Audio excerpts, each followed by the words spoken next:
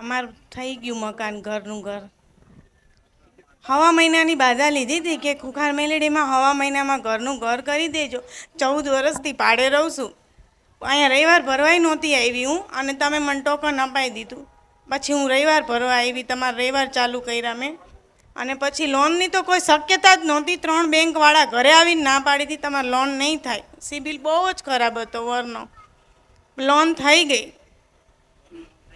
પૂરેપૂરી લોન થઈ ગઈ.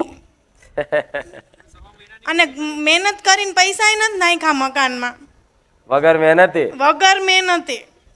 14 વર્ષથી ભાડે રહેતા, જો પોતાના મકાન ત્યાં ફર્યા, પણ તમારી પર એટલો વિશ્વાસ હતો ને મને.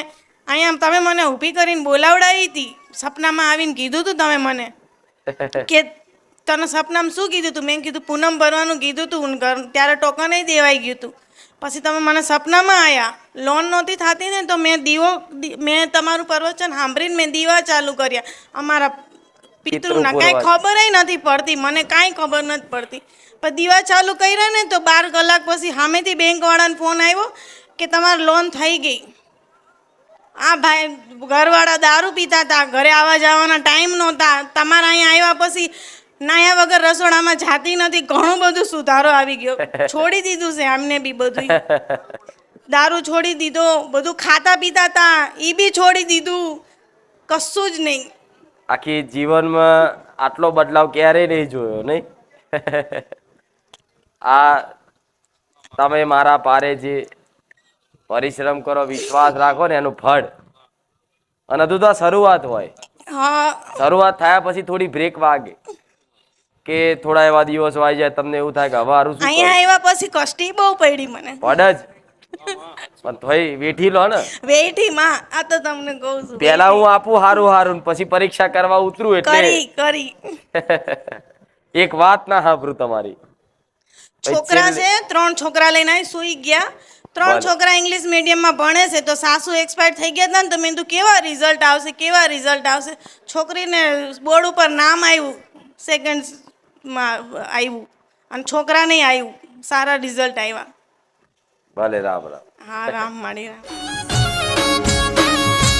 હે મોનતા મોને ન કોમ થઈ જાતા બારે જારે કોમ બહુચર બેગી ડેલડી માતા રોમ માડી રોમ બોલાતા.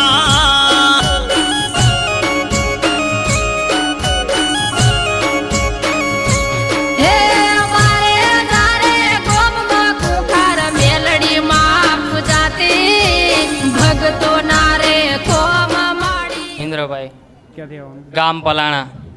આજે મારો 21મો રવિવાર છે. મારી અહીંયા મારી દીકરીનું નામ હરખથી પડાવવાનું છે, અને મેં મોનતા રાખેલી અમારી કુળદેવી એકલી ખાલી કે માતાજી નોર્મલ ડિલિવરી થાય. અને હું અહીંયા દર્શનમાં લાઈનમાં આવું ને તો મારા ખૂંખાર મેડીમાં કીધેલું કે માતાજી મારી વાઈફને કશી તકલીફ ના પડે, નોર્મલ ડિલિવરી થાય. અને મારે તમને એવું કીધેલું કે મેં જે ધાર્યું છે ને એ કામ થયું છે. આ નહીં કહેતા કે જે ધારેલું કામ થાય, એવું કામ થયું છે મારી. મેં જે દવાખાનું કીધેલું એ જ દવાખાનામાં નોર્મલ ડિલિવરી થઈ. બીજું કે જે મેં રૂમ ધારેલી એ જ રૂમ, અને હું તો નહોતો પણ કમ્પાઉન્ડરે કીધું કે તમને સ્પેશિયલ રૂમ આલું, ચલો. બીજું 6ઠ્ઠો મહિનો પૂરો થયો ને માતાજી, તારે બીજી સોનોગ્રાફી કરાવી, તારે બાળકનું વજન 600 ગ્રામ જ બતાવેલું. તો હું અહીંયા આવું ને દર્શન કરવા, તો મેં અહીં સેવકને વાત કરેલી કે મારા ઘરે મારી વાઈફને આવું છે પેટે, તો મેં કહું વજન એવું ઓછું બતાવ્યું છે તો પ્રસાદ લઈ જાઉં. તો સેવક એવું કીધેલું કે લો પ્રસાદ વધારે લઈ જાઓ, એવું હોય તો પ્રસાદ હું અહીંથી લઈ જાઉં ને હું ના ખાઉં, પણ ઘરે બધા એનાનું પહેલાં મારા વાઈફને આલું. જોડે કાકી એ પેટે જ હતા તો એમને આલું છું. હજુ એમને ડિલિવરી નહીં થઈ 9મા મહિને. તો ડૉક્ટરે એવું કીધું કે બાળક ઊંધું બતાવેલું ને, તો કે ઊંધું નથી. બાળકનું વજન 600 ગ્રામ પહેલાં કીધેલું ને, તો કે 2 કિલો ને 300 ગ્રામ વજન છે કે. અને મેડમે એવું પણ કીધું કે બેસીને પોતું કરજો તો નોર્મલ ડિલિવરી નોર્મલ જ થશે કે.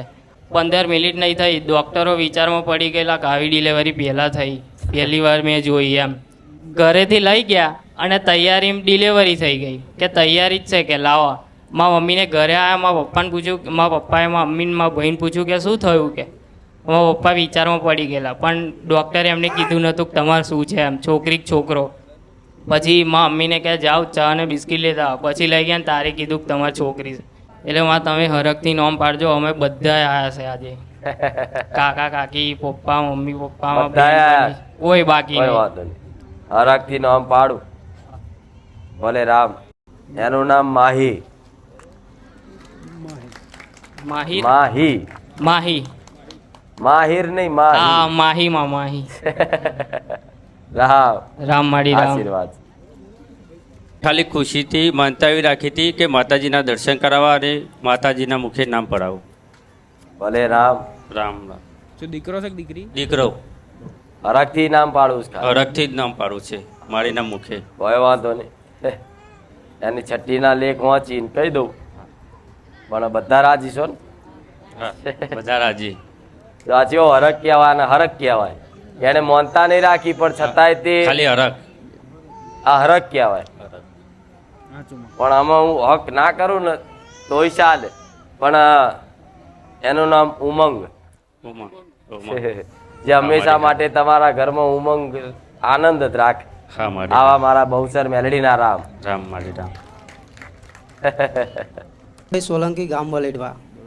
શું માનતા રાખી હતી? હું અહીંયા રવિવાર ભરવા આવતો હતો. મારે એક દીકરી છે અને પછી મારી જાતે મારી ઘરવાળી એવી હતી તે માડીને મેં બોલી કરેલી કે મારી દીકરી છે તો ભાઈ બહેનની જોડ થઈ જાય તો મારી હું નામકરણ કરાવવા લઈને આવીશ અને શ્રીફળના પેડા લેતા આવીશ. તો મારી એ માનતા પૂરી થઈ ગઈ. મારે અત્યારે દીકરો છે અને કોઈ પણ તકલીફ માડીએ પડવા નહીં દીધી. જ્યારે હું લઈને સવારે ગયો ત્યારે માડીની 2 અગરબત્તી બહાર રોપીને અને માડીને યાદ કરીને નીકળ્યો કે માડી હું જાઉં છું દવાખાને, તો મારી કોઈ પણ તકલીફ ના પડી જોઈએ. તો માડીએ કશી તકલીફ નહીં પડવા દીધી.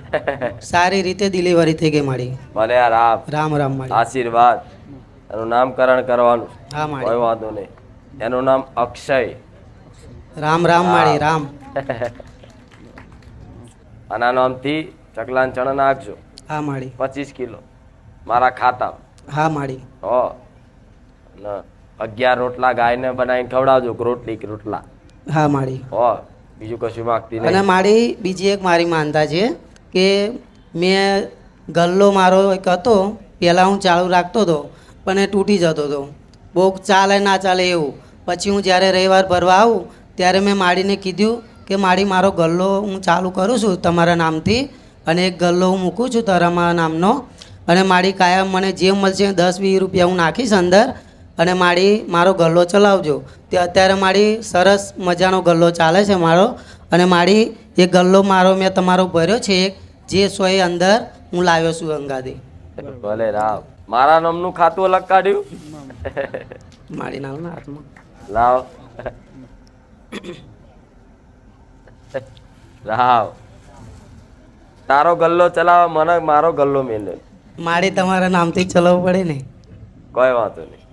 જા પર તોય એવા આશીર્વાદ તારો ગલ્લો હજુ રે. રામ રામ ચાલુ માડી. ચાલુ રાખ. રામ રામ. હો. તો ખુખાર મેલડી માની સક્સેસ ના થાય. 5-6 મહિના થાય બગડી જાય.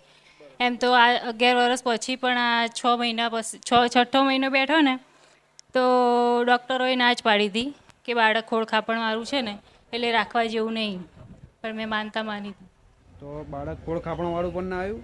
અને ના કંઈ જ હા નહીં. હવે સારું છે બધું. બરોબર, સ્વસ્થ બાળક આવ્યું.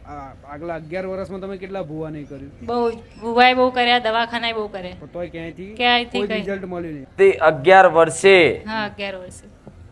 આ દીકરીનો જન્મ થયો. 11 વર્ષ પહેલા ભૂવા કર્યા, ડોક્ટરો કર્યા, બાધાઓ બાંધતાઓ બધું થાકી ગયા. તમે રાખી, તમારા સગા સંબંધીઓએ રાખી, બધાએ પણ કોઈની બાધા માનતા ના ફરી અને મારા પારે આવીને વિશ્વાસ રાખ્યો ને જો. હું તો હિંમત જ હારી જઈ હતી. 6ઠ્ઠા મહિને આવ્યા. 6ઠ્ઠા મહિને પછી ડૉક્ટરે કીધું કે બાળક ખોળ ખાપણવાળું છે કે પછી તો 2-3 દવાખાના બહુ દવાખાના ફરે એમ કે કંઈ થાય એમ. પણ કોઈ ડૉક્ટરે જવાબદારી લીધી જ નથી. પણ તોય મેં રાખ્યું, માતાજીની શ્રદ્ધા રાખી. તને એવું લાગે છે ને મોને છે ને કે મારી કૃપાથી છે? હા હું તો પહેલા કંઈ માનતી નથી આવું બધું. પહેલા નતા માનતા. બહુ કંઈ જ વિશ્વાસ નહીં. છે? હા હવે તો એવો વિશ્વાસ છે ને કે આ મારી કૃપાથી છે. હા હા આ તો એનું નામ કૃપા જ રાખ. હા હા. એટલે તને યાદ રહે છે કે આ ખુખાર મેલડી માની કૃપા, આશીર્વાદ. રામ રામ. મારું નામ પૂજા બળવંતભાઈ ખારવા. હિંમતનગરથી અમે લોકો ચાલતા બહાર જ આવ્યા. અમે ગુરુવારના રાતના 11 વાગે ત્યાંથી ચાલ્યા. મારું મકાનનું 8 મહિનાનું મેં માડીને કહ્યું હતું, માં મારું 8 મહિનામાં પોતાનું મકાન થાય તો હું મારા પોતાના મકાનથી હિંમતનગરથી બારેજા ચાલતી આવીશ. મારું 8 મહિના પણ ના થયા, 8 મહિનામાં 5 જ દિવસ બાકી હતા અને હું મારા પોતાના મકાનમાં રહેવા ગઈ. આજે મને 2 મહિના, આજની તારીખ, આજની પૂનમ, મને 2 મહિના આજ પૂરા થયા અને માડીને હું માનતા કરવા આવી. હિંમતનગર રાધે ગોવિંદ ફાર્મમાંથી મહેતાપુરા 140 કિલોમીટર. અનુભવ તો એની કોઈ સીમા જ નહીં, હદ નહીં. સવારે અમે લોકો ચાલતા હતા, સવારે 6:20 કે એવું કંઈ હશે. અસલાલી આ 3 દિવસે અમે ચાલતા હતા ને, પણ અમે નાહ્યા ધોયા નહોતા. તો અમે લોકો બધા વચ્ચે રસ્તામાં વાત કરીએ, નાહ્યા કોઈ નહીં, માડી આપણને મળેલા તો કહેલા તમે લોકો તો કેવા ગંદાઓ કે. તો અમારા છોકરાને બધા હસવા લાગ્યા. એટલામાં થોડી વાર થઈ, ગાડી પછી અંદરથી કાચ ખુલ્યો દરવાજો, પણ રામ રામ ના બોલ્યા. ક્યાં જાઓ છો બેન તમે? મેં કહું અમે બારે જા. કે ક્યાંથી આવ્યા? હિંમતનગરથી. તો બારે જા હું કામ જવાનું? મેં કહું મારું હિંમતનગરથી હું ચાલતી આવી. માડીને મેં કહ્યું હતું મારું પોતાનું મકાન થાય તો હું હિંમતનગરથી ચાલતી આવીશ. તો પણ મને, હું અને માડી બે લગભગ 30 મિનિટથી ઉપર 45 મિનિટ જેવી થઈ વાતો કરતા હતા. પછી અચાનક જ મને કંઈ માતાજીનું, મારા ઘરનું મેં ભાઈ કહીને વાત કરી. મેં કહું ભાઈ મને કંઈ ખબર નહીં પડતી, શી ખબર હું હે. પછી અચાનક જ મારા ફ્રેન્ડને એ લોકો કહે કે આ કાચમાં જઈને હું વાતો કરે કોના જોડે? કે આ લોકો જો કે આ તો માડી કે માડી. તો મને એટલું રડવા આવ્યું. મેં કહું માં હું ઘરથી કહીને નીકળી હતી, માં મને તું કંઈ કહેજે કે તું માં મને રસ્તામાં મળજે તો લાગશે કે તું કે સવારે ગાડી લઈને મને કે તે મને યાદ કરી હતી. મારા પગે મારથી 10 કિલોમીટર નહોતું ચલાતું. મેં માતાજીને કહું તમે કેટલાય નાટક કરો પણ આજ આયા વગર નહીં રહું. મેં કહું મરી જાય, ભાગી જાય, પણ સાનિધ્યમાં આવીશ અને તારા મારી માનતા જ પૂરી કરે. હું સવારમાં કેટલા વાગે? 6:20. આપણે એ જે વાત કરે છે ને એ ખાલી પરચા પૂરતી વાત નહીં, પણ મારા દીકરાને ઊંઘમાંથી નહીં, એને આખી રાત જગાડી અને 6 વાગે લઈને જઈ લે હાડ મારા ભાવિક ભક્તને દર્શન આલવા જવા. અને માએ મને કહ્યું કે તમારે ઉગતા પોરની મેલડી છે, પણ મને પછી એનું બીજું કંઈ કહ્યું નહીં. મેં મારા છોકરા ભત્રીજાનું ખાલી માતાજીને પૂછ્યું તો એમણે કહ્યું મંગળવાર કરવાનું કહેજો, મંગળવાર કરશે તો સારું થઈ જશે કે. તો મેં કહ્યું તું માતાજીને હું હાથમાં ચાવી આપીશ, મારા પોતાના મકાન નહીં. આ જે વાત કરે છે ને એ કોકના રૂપમાં તો હું આવું, મારા દીકરાના રૂપમાં આવું, બરોબર છે, પણ આખી રાત જગાડ્યા અમને મેં. માં તો હું ડરી ગઈ. સારું આજ માડી ઊંઘ નહીં આવતી લાગતી. સવાર 6 વાગાડ્યા, અચ્છા બેહી રહ્યા, કહો વાંધો નહીં. ના એ તો એવું થોડી કે માડી અમને ઊંઘ આવે છે, લે હાડો હવે જવું. પછી એમને ખબર પડી કે માડી સ્પેશિયલ દર્શન આલવા માટે 6 વાગ્યા સુધી અમને ઉજાગરા કરાવડા. પણ મારા કોઈના રૂપમાં નતું આવું, મારા સાક્ષાત મારી મેં તો જોઈ માં, તને જોઈ માં. કોકના રૂપમાં તો જઉં છું, પણ તને તો રૂબરૂ આવી. હા માં. એ આ જે ગાડી છે એ ગાડી લઈ અને જોડે કોઈ સેવક નહીં, કોઈ નહીં માં, એકલા. તો પણ થોડું મનમાં મને થયું તું, માસ્ક પહેરેલું હતું, મેં કહું લાગ્યું ખરા. તાર ઘરનું ઘર થઈ ગયું. માં મને તમારી ભક્તિ મળી ગઈ એ ઘરમાં. ભલે મને એ ઘેર જો મને શંકર ભગવાન દેખાય છે. માં મોટું મંદિર છે અમારી બાજુમાં, મોટું મંદિર છે. તો શંકર ભગવાનના મંદિર જોડે જે આ પણ તમારા માટે યોગ્ય ભલે કહેતા બધા કે શંકર ભગવાનનું મંદિર હોય આજુબાજુ રહેવાય નહીં, પણ હું મેલડી કહું મેં તો તમારા પારે લીધું. ભલે આશીર્વાદ ખૂબ રામ.